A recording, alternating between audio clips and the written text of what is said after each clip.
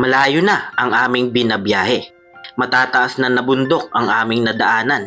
Ngunit meron kaming nadaanan, isang bahay na sira-sira at maliit. Kaya nilapitan namin ito para alamin ang kwento. Andito po tayo ngayon sa bayan po ng Tula-Tula. Pero nagsusulo na ako talaga lang sa putok ko. Yung bunso ko. Ano po kinamatay, Nay? Na-miss niyo rin po yung asawa niyo? Iya, tapos sa akin ko kagagadan lang kang mayo. Ngunyan nga ni gadan man ang tugang ko sa lapinig. Ito pong lupa, sarili niyo po? Dahil po nakikitirik lang ako dito.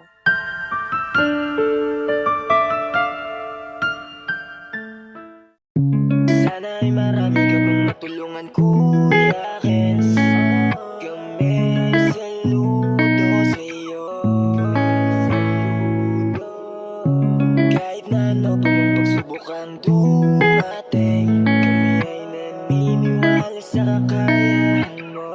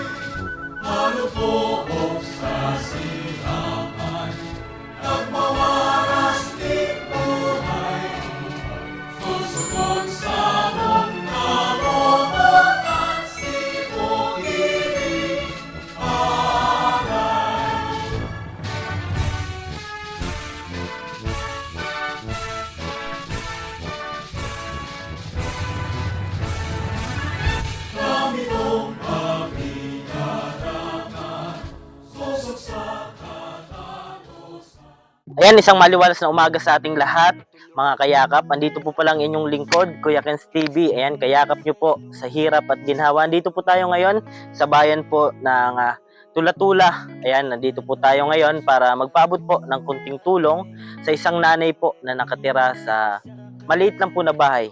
Samahan nyo po, tara. Ayan, dito po si nanay.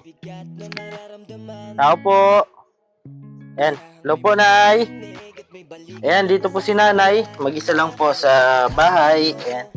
Ano lang po, Naya. Lagay ko lang po. Ano po pangalan, Nay? Hilda Biskaya po. Hilda, Nanay Hilda. So, bali, ikaw lang po dito? Opo. Ilang taon ka na po, Nay? 66 na po. Senior ka na po. So, bali, may anak po kayo? May mga asawa na po, pero nagsusulo na ako talaga lang sa putok ko. Yung bunso ko. Ano po kinamatay, Nay? Dialysis po ito sa Sursugo. Dialysis. Dialysis? Matagal na po? Isang taon pa lang kan May 6.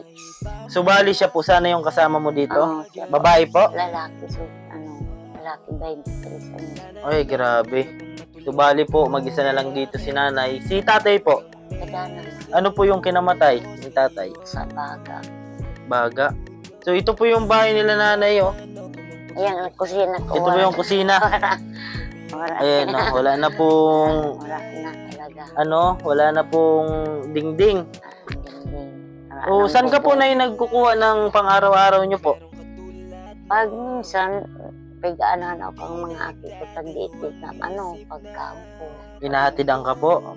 So, bali, nasan po yung mga anak nyo po? Nasa Manila, di ba? May mga asawa na. So, paano po yan? Ano yung ginagawa nyo na para bili ng pang-araw-araw nyo? Saan po kayo kumukuha? Halimbawa, man ko nagsisenior sa tulong bulan ako naghahalap. Opo. Yun na lang po yung inaasahan mo? Puro budget ko na lang para magkasya. Wala ka pong ibang ginagawa na tindahan? Wala po. Grabe. Mag-isa lang po dito si nanay. Nay, pwede pong makita yung higaan mo? Ayan po, Yan po ang higaan ni nanay. Buti, di ka natatakot, Nay. Mag-isa ka lang dito. May mga katabi naman po, ano? Na-miss nyo rin po yung asawa nyo? Iyo, tapos sa akin ko kagagadan lang kang mayo. Ngunyan nga ni gadan man ang tugang ko sa lapinig. Alat ko din. Patay din po. Grabe pala. Sunod-sunod po yung pangyayari na namatay po yung kamag-anak at pamilya. Matagal ka na po, Balo? Ma 8 taon na siguro pa. 8 taon na po. Ito pong lupa, sarili nyo po. Dahil po, nakikitirik lang ako dito. So, bali kanino po ito? Sa mga taga Magallanes siguro ang tagsadiri kay niya. Matagal na rin po kayo dito? Mga 5 taon siguro. So, bali na, paano yan kapag halimbawa kukunin na o gagamitin ng yung lupa? Saan po kayo lilipat? Bahala na ano sa mga anak ko. Kung halimbawa. Iusap ka na lang? Dahil man ito pinapaayos na itong bahay na ganito na lang. Kasi sabi na kung papaalisin ng may-ari, di sayang naman kung. Opo. Tapos wala naman akong ipapagawa na magpapasiminto. Opo. Kaya nagtsatsaga po kayo dito sa maliit at wala nang mga dingding po Buti di ka pinapasok dito, mga lasing. Wala naman. Managano po dito, kilala ka naman po, Walang pinto dito, Nay. Wala. Kortina lang. Tapos yan, sira-sira na. Opo, sarado dyan sa unahan, pero dito sa likod, yan may pinto po sa unahan, pero dito po sa likod, Bukas. wala po. Ano po yan, transparent. Ilan anak mo, Nay? Ilan po yung babae? Lahat na po may asawa? Lahat na. May mga trabaho po? Sa Manila siguro may mga trabaho na sila. Pero Ay, wala ka pong contact kanila? mediano pa sila. Ay, pamilya na. Anong trabaho niyo po dati? Dati, kinuha ako dati kang medyo makusog pa ako tanod. Nag-resign ako tanod. Ay, barangay tanod ka po.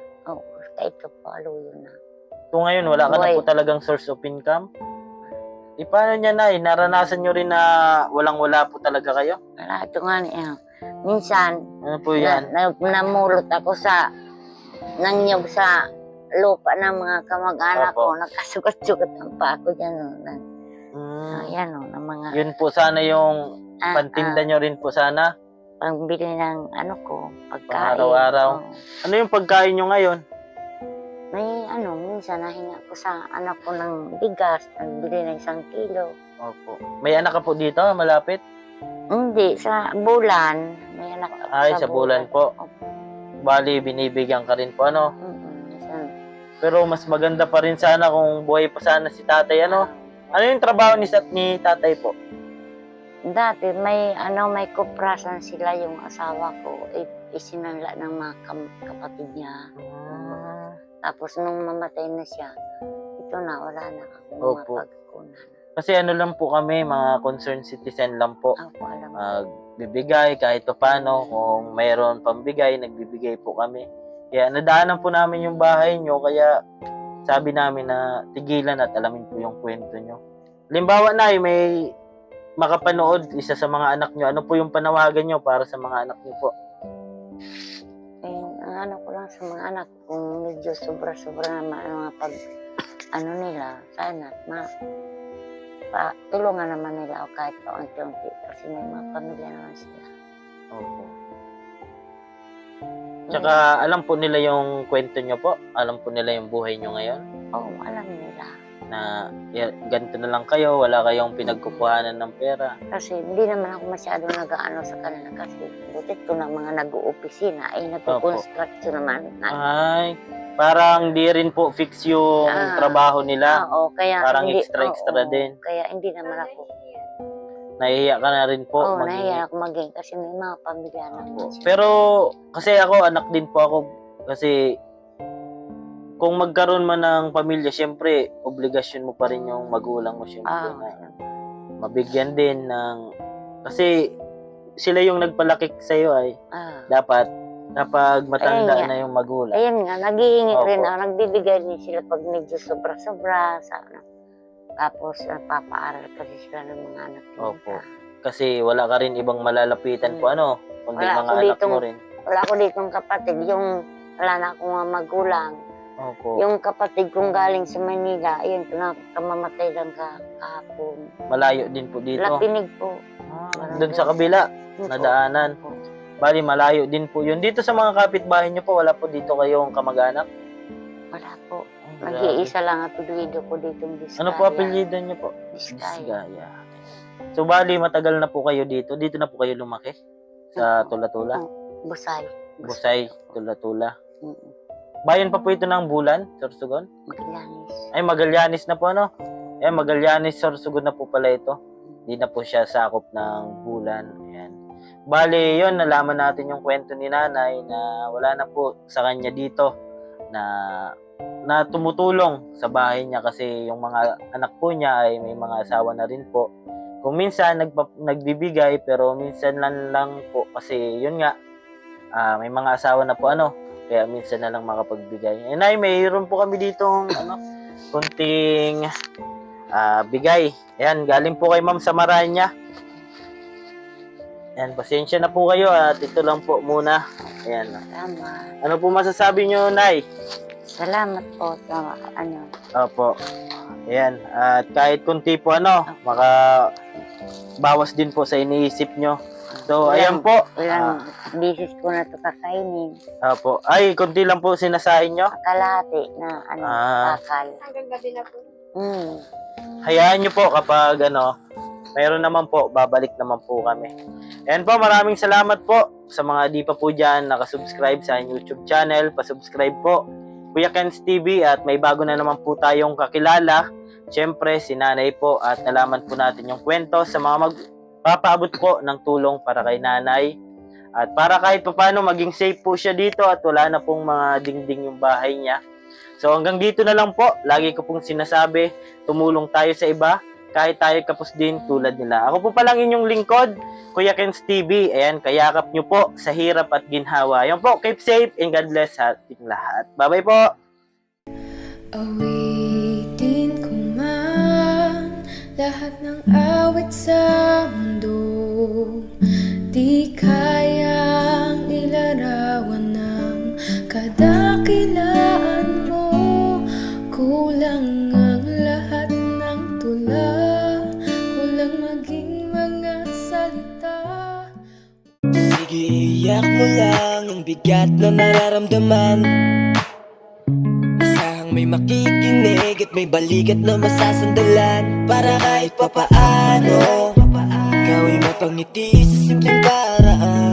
Kanyang mga payo ay nagbibigay lakas para kayanin mo yan. Handang tumulong nang walang hinihinging kapalit. Kahit na gano'n man kalayo kanyang tatawirin, maiabot niya lang ang biyaya. Nalulungkot man ay ati dahil ligaya, kumakatok sa bawat